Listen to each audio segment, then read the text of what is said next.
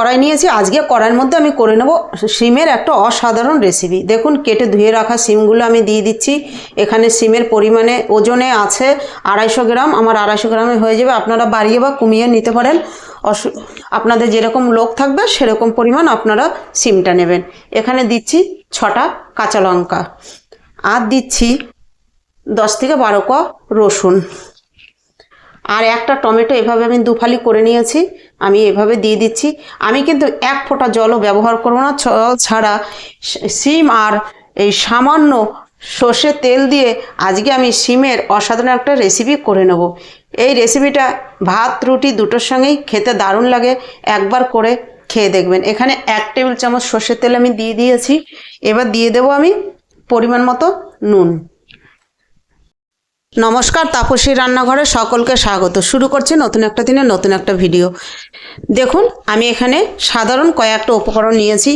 এইটা দিয়ে আমি আজকে বানাবো অসাধারণ একটা রেসিপি। এই রেসিপিটা শীতের দিনে একবার না খেলেই মিস করবেন, একবার অন্তত করে খাবেন। ভাত রুটি দুটোর সঙ্গেই খেতে কিন্তু অসাধারণ লাগে, খেতেও খুব ভালো লাগে, আর একদম অল্প সময়, একদম সহজ একটা রেসিপি। তাহলে বেশি কথা আর বাড়াবো না, চলুন ভিডিওটা শুরু করছি। সঙ্গে থাকুন, প্রথম থেকে শেষ পর্যন্ত দেখতে থাকুন।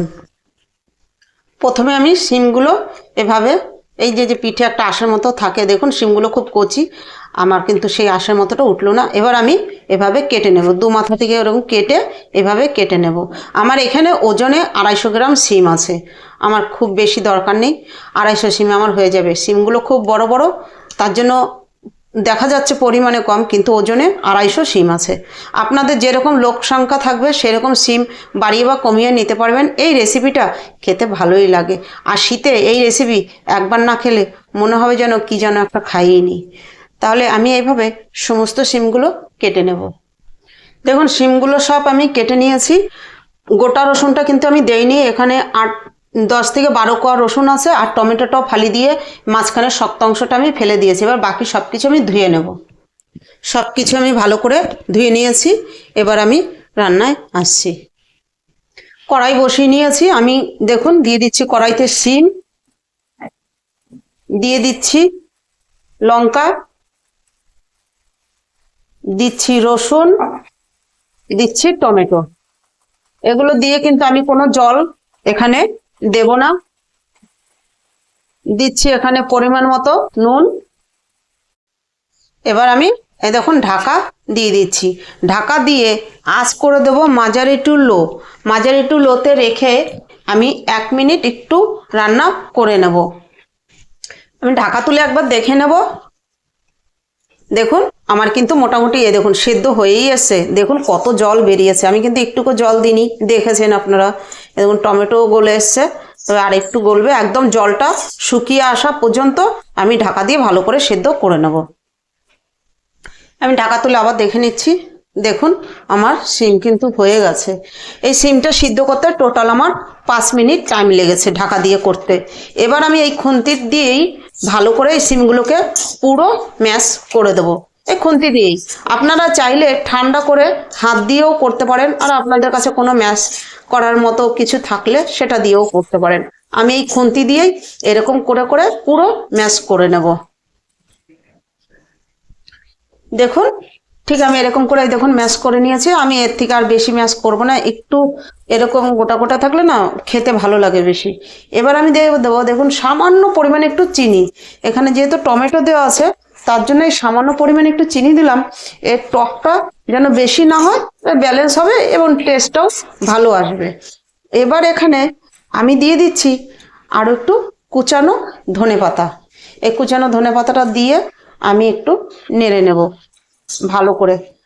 আমার এই ভিডিওটা যদি আপনাদের ভালো লাগে লাইক কমেন্ট সাবস্ক্রাইব করবেন, আর সাবস্ক্রাইব করে পাশে থাকা বেল আইকনটি প্রেস করে নোটিফিকেশনটি অন রাখবেন।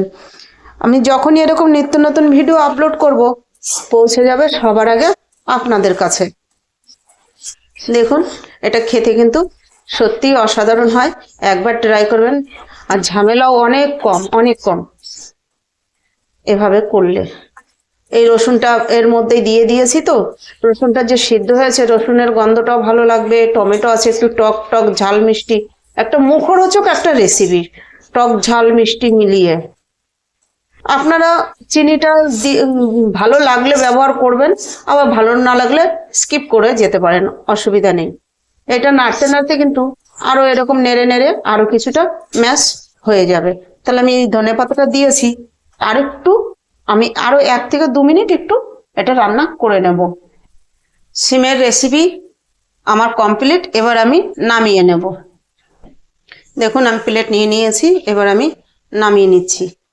খুব সুন্দর হয়েছে, এত সুন্দর সেন্ট এসছে, আপনাদের তো সেন্টটা আমি বোঝাতে পারছি না। দারুণ একটা সেন্ট এসছে, এর সেন্টেই না মনে হচ্ছে যেন জিভে জল চলে আসছে। দেখুন আমি ঠিক এই পরিমাণে করেছি, দেখুন দেখতেও কি সুন্দর হয়েছে। তাহলে আজ ভিডিওটা এখানেই শেষ করছি। ফিরে আসবো নতুন একটা দিনে নতুন একটা ভিডিও নিয়ে।